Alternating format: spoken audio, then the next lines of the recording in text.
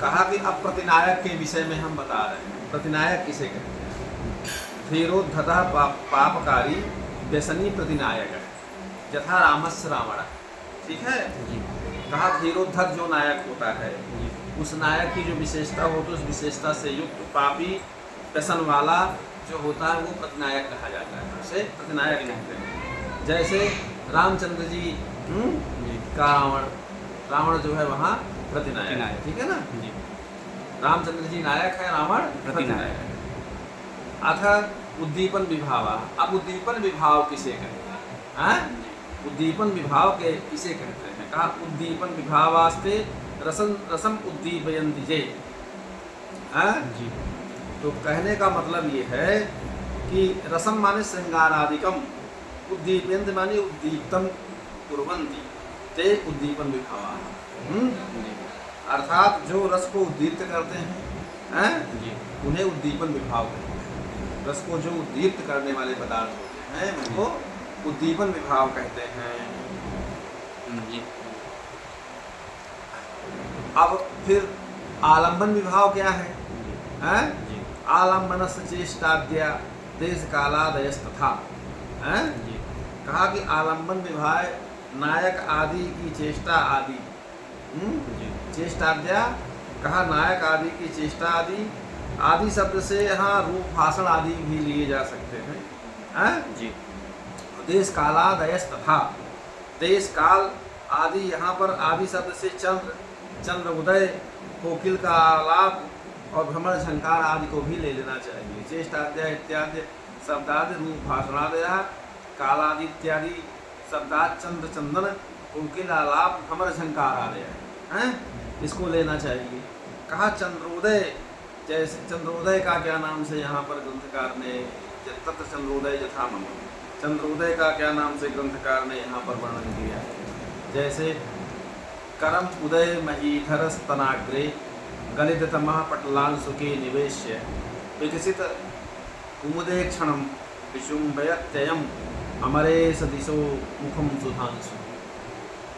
समझ रहे हो ना? जी यहाँ जो है वर्णन ये है, हैं? कि गलित तमः पटलांशु के निवेश्य सुधांशु। ये जो चंद्रमा है अंधकार समूह वस्त्र से रहित उदय पर्वत, हैं? करम उदय महीधर स्तनाग्रे, उदय पर्वत रूप स्तन के अग्रभाग में कर माने किरण और कर माने हाथ को रख करके, हाथ को विकसित कुमुदे क्षणम, जी विकसित कुमुद नेत्रों से युक्त पूर्व दिशा, इंद्र की दिशा। इंद्र दिशा किसे कहते हैं? पूर्व की दिशा रूप नायिका के मुख के अग्रभाग का चुंबन करता है। ये तो इसका सामान्य अर्थ है। जी लेकिन यहाँ पर विचारणी ये है कि यहाँ पर चंद्रमा और दिशा में समासोक्ति अलंकार है। चंद्रमा और दिशा को लेकर के समासोक्ति अलंकार से कवि के अभिप्राय है कहने का। अर्थात नायक और नायिका के व्यवहार के आरोप होने से उद्दीप्त जो श्रृंगार रस है उसका चंद्रमा उद्दीपन विभाव है। चंद्रमा क्या है? उद्दीपन विभाव है। तो जो जिस रस का यहाँ पर जो जस रसस्य उद्दीपन विभावा स तत्स्वरूप वर्णने प्रचलते। जो जिस रस का उद्दीपन विभाव होता है, वह उसके लक्षण वर्णन में कहा जाता है या कहा जाएगा। ठीक है। अथ अनुभावा, अनुभाव किसे कहते हैं? जैसे लोक में कारण जो हैं वो दो तरह के बताए गए हैं ना। एक उसी को काव्य और नाट्य में उद्दीपन और आलम्बन विभाव बताए थे। अब अनुभाव माने कार्य, कार्य क्या है उसी को यहाँ काव्य शास्त्रों में अनुभाव बताते हैं। कहा कि उद्बुद्धम कारणै स्वयं स्वैर बहिर्भावम प्रकाशन, स्वयं स्वयं कारणै उद्बुद्धम बहिर्भावम प्रकाशन।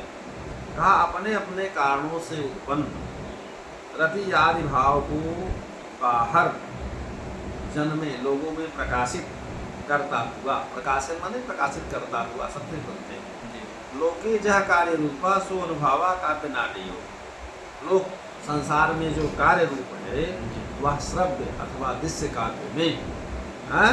दृश्य काव्य मतलब नाट्य में अनुभाव कहा जाता है, उसको अनुभाव कहते हैं। ठीक है। जह खल लोके सीतादि चंद्रादि की, जो संसार में सीता आदि और चंद्रमा आदि स्वयं स्वयं आलम्बनोद्दीपन कारण, अपने अपने आलम्बन और उद्दीपन कारणों से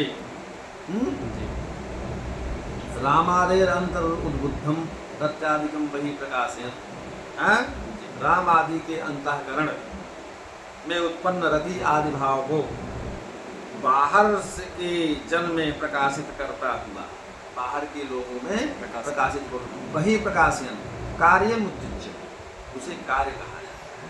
ठीक है।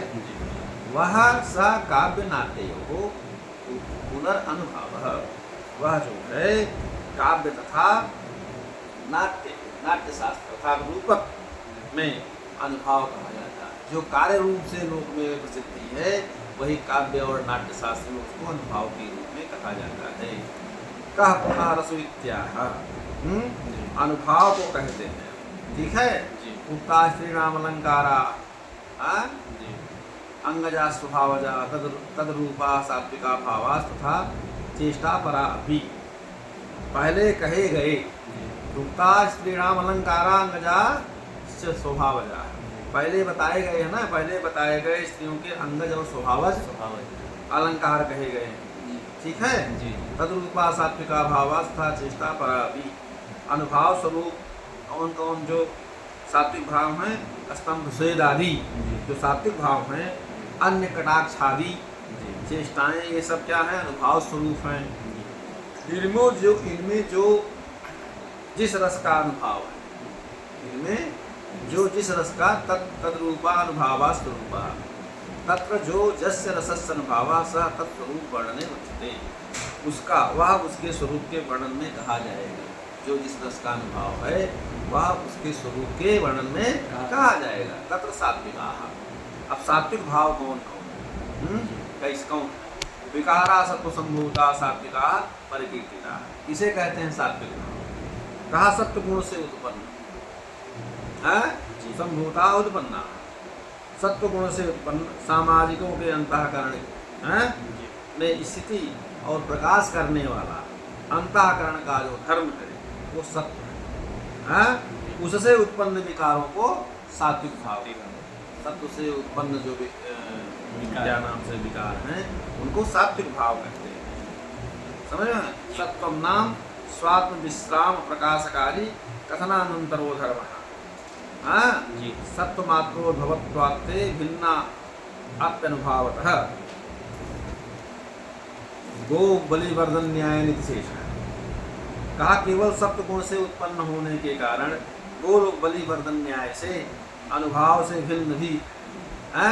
जैसे बैल और सांड, बलि बड़े बल वाले को सांड कहा जाता है, तो बैल तो भी है, लेकिन गो बलिवर्धन न्याय ना जो सात्विक भाव है वो अनुभाव में ही गतार्थ है, लेकिन यहाँ भिन्न रूप से कहते हैं, लेकिन बात वही है। सात्विक भाव का परिगणन कौन कौन से सात्विक भाव हैं, के चते सात्विक भाव कौन कौन से, कहा स्तंभा स्वेदे रोमांचा स्वरभंगोत्वेपतु वैवर्णमस्तुपलयम इत्यष्टौ सात्विका अस्मृता, 8 सात्विक भाव है। कहा कि स्वेद स्तंभ स्वेद रोमांच स्वरभंग बेपतु कम, बेपतु माने कम, वैवर्ण अश्रु प्रलय, ये 8 प्रकार के सात्विक भाव से कहे जाते हैं। स्तंभ क्या है? स्तंभ चेष्टा प्रतिघातो भय हर समयादि बपुर जलोद्गमा स्वेदो रते धर्मा समाधि हर्षाद्भुत भयादिभ्यो रोमांचो रोम विक्रिया। कहा भय हर्ष रोग आदि चेष्टा न होने से वो स्तंभ है। स्वेद क्या है? कहा रति धर्मा समाधि भी बपुर जलोद्गमा स्वेदा है। कहा रति क्रीड़ा घाम परिश्रम आदि से शरीर में जो निकलने वाले जल हैं उनको स्वेद कहते हैं, पसीना। रोमांच क्या है? हर्षाद्भुत भयादिभ्यो रोमांचो रोम विक्रिया, हर्ष आश्चर्य भय आदि से रोम विकार को रोमांच कहते हैं। और कहा कि क्या नाम से स्वरभंग क्या है? वैवर्ण कहा मद संबंध पीड़ा देर वैश्वर्यम गदगदम विदु राग द्वेष शर्मादिभ्य कंपो गात्रस्य बेपथु। समझे ना? बेपथु भी क्या है बता रहे हैं। मद हर्ष पीड़ा आदि से होने वाले गत्वा भाव को वैश्वर्य माने स्वरभंग कहते हैं। और राग द्वेष श्रमादि से श्रमादि आदि से शरीर में जो कंपन होता है उसको बेपथु कहते हैं। विषाद मत रोषाद्य वर्णान्यत्म विवर्णता अश्रु नेत्रोद्भवम बारी क्रोधा दुख प्रहर्षजम प्रलया सुख दुखाभ्याम चेष्ट ज्ञान निराकृति। ठीक, कहा विवर्णता। वैवर्ण क्या है? विषाद माने दुख, मद, रोष आदि से भिन्न वर्ण होने को विवर्णता वैवर्ण कहते हैं।